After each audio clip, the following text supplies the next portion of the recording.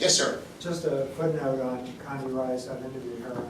She described how she changed from being a Democrat to Republican when she was watching the convention when Mondale was nominated, and in speech after speech, people talked about blacks as victims, women as victims, all these victims, and she said to herself, I'm not a victim, even though she grew up in a really segregated South.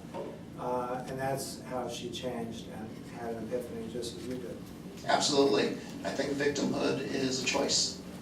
I mean, that may be controversial, but I do. I think that we're all presented with difficult circumstances in life in one form or another.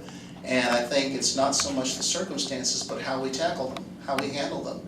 If we've been beaten down to believe that we're incapable of taking on these things and we need a benefactor, then that's going to reflect in how we believe and who we support. And I think that's a large part of why you see a lot of issues in the black community, because I believe they're suffering from, for lack of a better term, low self-esteem.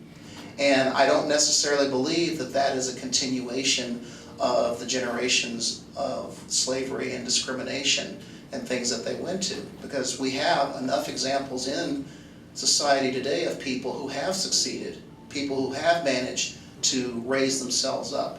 So I think that if we look at it, there is in my belief, there is a concentrated effort on the part of some people to keep a sense of grievance, a sense of resentment, a sense of entitlement, because there are people who benefit from having that.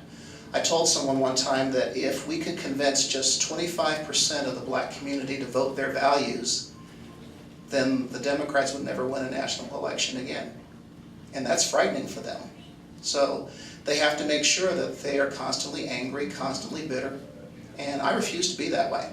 There is no reason for it. I'm a child of God. I don't need to be bitter. I did not choose to be a victim.